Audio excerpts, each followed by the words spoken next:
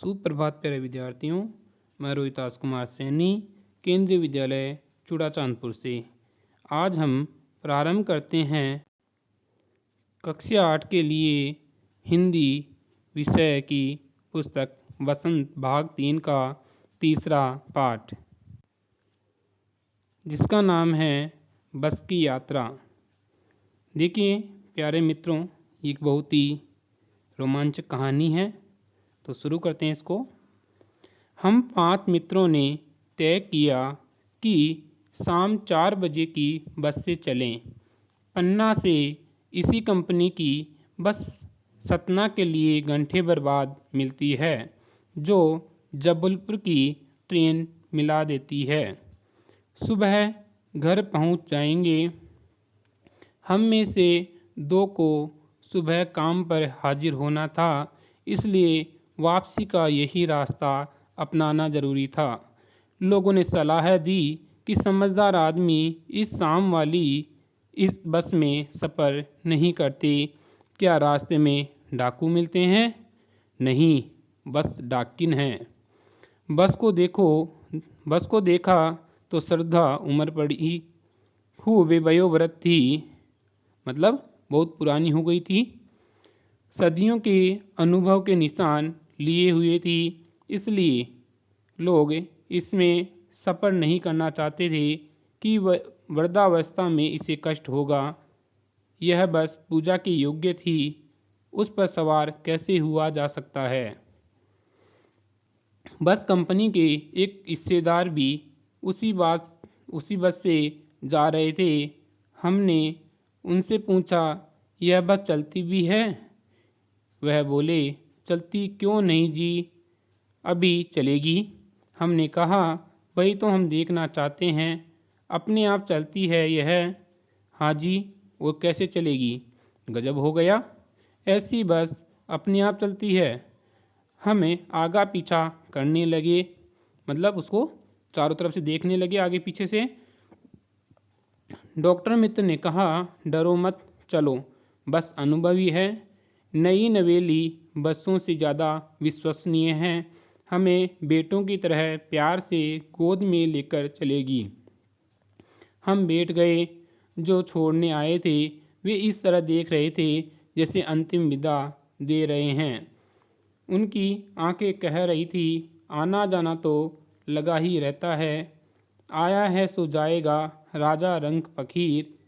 आदमी को कूच करने के लिए एक निमित्त चाहिए।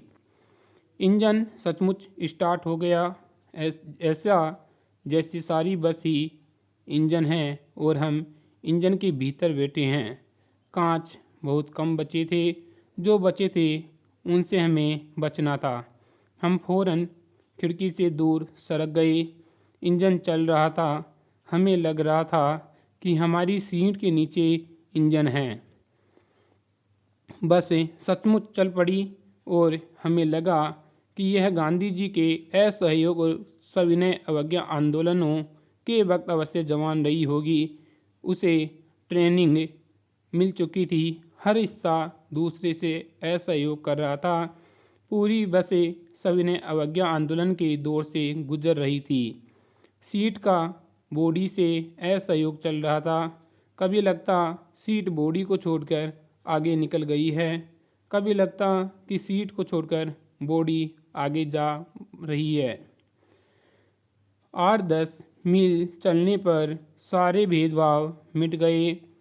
यह समझ में नहीं आया था कि सीट पर हम बैठे हैं या सीट हम पर बैठी है। एकाएक बस रुक गई। मालूम हुआ कि पेट्रोल की टंकी में छेद हो गया। ड्राइवर ने बाल्टी में पेट्रोल निकालकर उसे बगल में रखा और नली डालकर इंजन में भेजने लगा।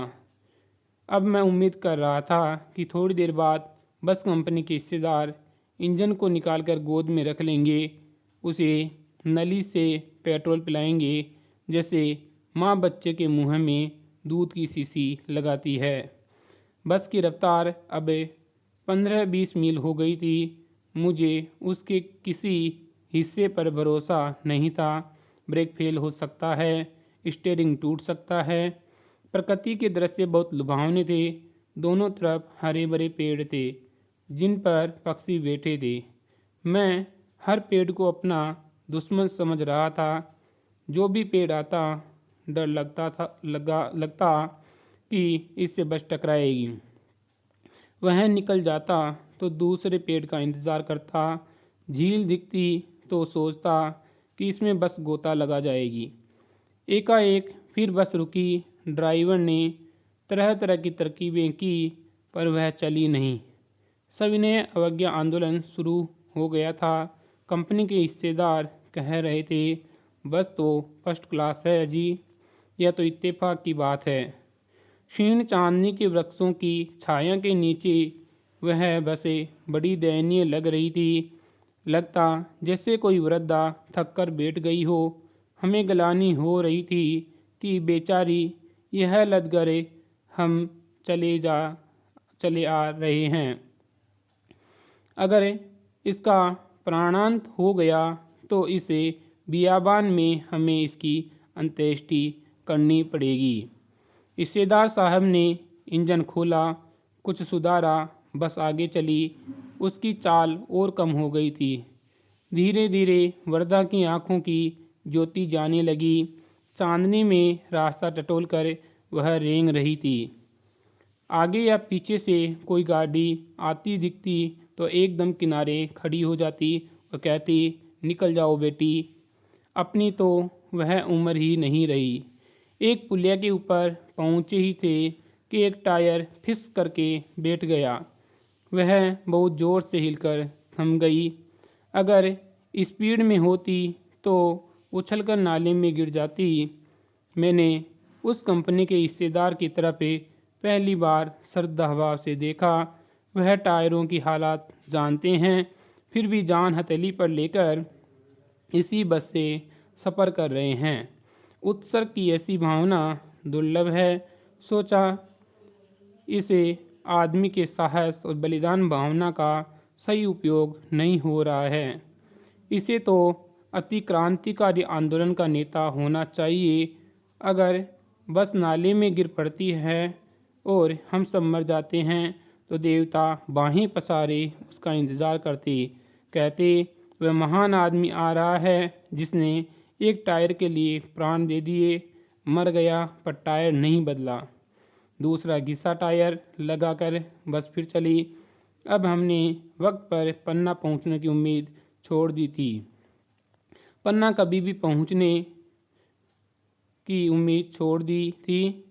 पन्ना क्या, कहीं भी कभी भी पहुंचने की उम्मीद छोड़ दी थी। लगता था जिनकी इसी बस में गुजारनी है और इससे सीधे उस लोक को प्रयाण कर जाना है। इस पृथ्वी पर उसकी कोई मंजिल नहीं है। हमारी बेताबी तनाव खत्म हो गया। हम बड़े इत्मीनान से घर की तरह बैठ गए। चिंता जाती रही, हंसी मजाक चालू हो गया।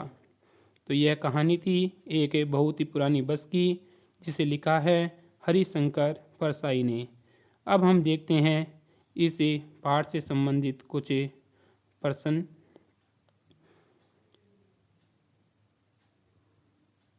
पहला प्रश्न है, मैंने उस कंपनी के हिस्सेदार की तरफ पहली बार श्रद्धा भाव से देखा। लेखक के मन में हिस्सेदार साहब के प्रति श्रद्धा क्यों जग गई? लोगों ने सलाह दी कि समझदार आदमी इस शाम वाली बस में सफ़र नहीं करते। लोगों ने यह सलाह क्यों दी?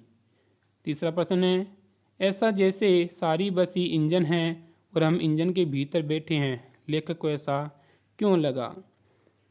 चौथा प्रश्न है, गजब हो गया, ऐसी बस अपने आप चलती है। लेखक को यह सुनकर हैरानी क्यों हुई? पांचवा प्रश्न है, मैं इस पेड़ को अपना दुश्मन समझ रहा था। लेखक पेड़ों को दुश्मन क्यों समझ रहा था? ये कुछ क्वेश्चन हैं, इन्हीं में से आपको उत्तर भी लिखना है। धन्यवाद।